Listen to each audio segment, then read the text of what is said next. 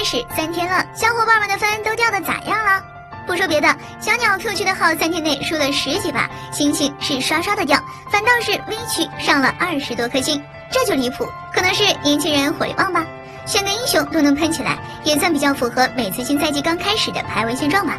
不过吐槽归吐槽，正事儿还要说，这3天时间的心情可不是白掉。小鸟大致总结了一下新赛季哪些英雄适合冲分，从5个位置出发，咱们来详细聊聊。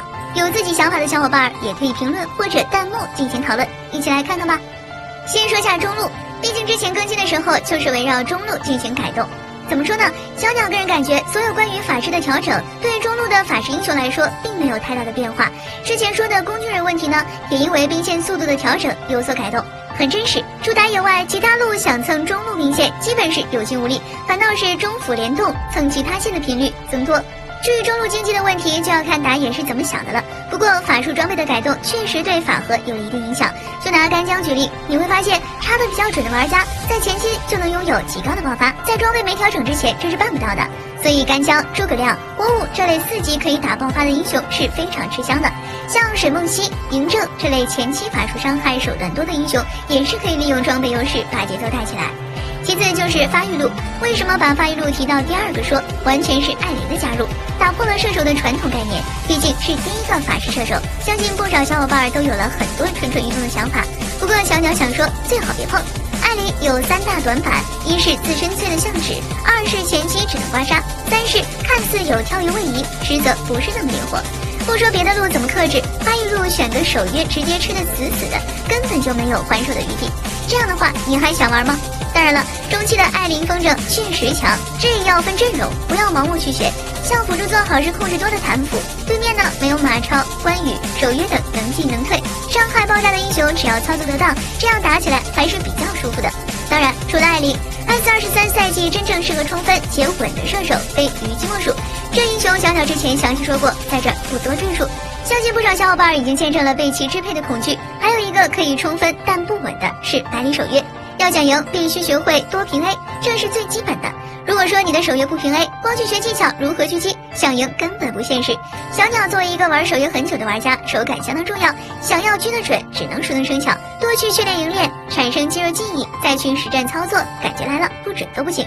毕竟实战中敌人都是有走位的，你要说特别在意收线瞄准，速度上肯定是不够的，而且耗时太多，空枪、血亏，我们更多的是要把守约当刺客来打，能近身瞬秒和平 A， 就绝不在很远的地方一直瞄个没完。至于改动的老村长确实有加速了，但实战效果还差点上，不是特别推荐。再就是对抗路，最近因为肉刀的改动嘛，涌现出了一大批肉刀加斗篷的双灼烧打法，依靠反野快速收拢经济，然后多重伤害压制对面。小鸟只想说，你玩个自贡阵、芈月之类英雄去反野，它不香吗？本身进攻性就强，伤害高还恶心，为啥不用他们冲分？就拿昨天小鸟做的庄周举例，这种肉刀加斗篷的骚套路用在对抗路上，不论哪个英雄完全是花架子，不能说没用吧，只能说用处不大。庄周这种出招在后期确实有点东西，但你前期该怎么处理是个问题。就拿双方水平差不多的玩家来说，对线碰到伤害高的，只能被压着打，头都抬不起来，怎么反野？哪来的额外经济？压着打之后造成的无非是对面去支援了，你还在清兵，节奏上的差距马上就拉开了。毕竟庄周的伤害是打的2技能叠加，前期做 CD 保证2秒一个2技能，等你 CD 装成型，这时候坦度又成了一个新的问题，所以又要拖着做肉。但哪一局能像小鸟说的这样，大家和平发育，等经济差不多了再团？这时候一旦爆发团战，差不多就是4打5了，要坦没坦，要伤害没伤害，被吃掉一次，这局就非常难打。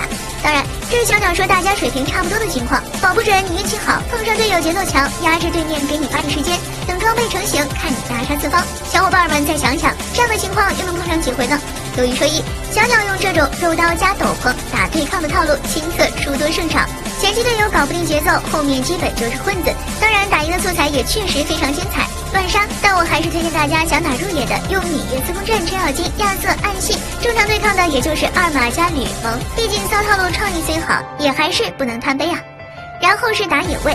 说到打野，小鸟还真没啥想说的。一般常年打野玩家，意识练到位，顺手的英雄也就出神入化了。综合来看，确实没有特别出彩的打野英雄为大家推荐。要是真让小鸟说一个人，刚才说的肉刀斗篷的套路就可以用在赵云身上了。之前赵云打野呢，呢，都是走红刀秒人的套路，大招只要扎到 C， 对面就蒸发了。随着英雄的变多呢，红刀瞬秒刘兆云就显得有些乏力了。就算被动再怎么减伤，也顶不住纯输出装的脆弱。不过要是稍微改变一下思路，利用赵云技能冷却短和被动减伤的优势，肉刀斗篷的套路就显得比较吻合了。增加坦度的同时，配合双重灼烧和极短的冷却，在团战中使赵云真正做到七进七出，切 C 更是不在话下。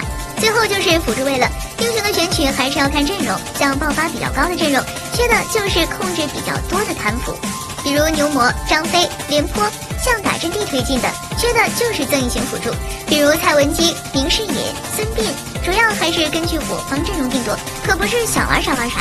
举个简单的例子，鲁班大师在辅助中算比较强的吧，队友一个关羽，一个阿珂，一个张良，一个蒙亚，这阵容你要是秒个鲁班大师，那小伙伴们自己体会吧，你连谁都不是特别合适，打起来就会非常累。综合来说，新赛季要想上分，自然是稳扎稳打，没有版本之子，只有不断突破的玩家，加油吧朋友们。